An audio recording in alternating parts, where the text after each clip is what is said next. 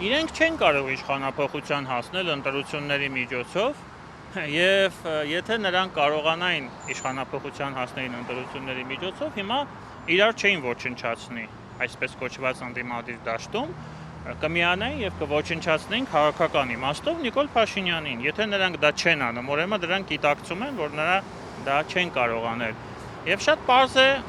շատ կարևոր է հասկանալ ինչի են իրանք զբաղված ինքնաոչնչացմամբ, որովհետեւ իրանք շատ լավ գիտակցում են, որ իրենք շանս չունեն դառնալ իշխանություն 26-ի ընտրությունների արդյունքում, հետևաբար ամբողջ պայքարը հիմա այս ընդդիմադիր տարբեր թևերի միջև գնում է ընդհանրապես ընդդիմության կարգավիճակի համար։ Ով է 26-ին լինելու խորհրդարանում ընդդիմություն։ Արդյոք նրանք կկարողանան այդ 5 կամ եթե բլոկով են գնում 7%-անոց շեմը հաղթահարել։ Այս մասին է այս ամենը։ Այնպես որ նրանք շատ լավ գիտակցում են, որ նրանք Նիկոլ Փաշինյանին ոչնչացնել չեն կարող քաղաքական իմաստով, ես նորից եմ շեշտում։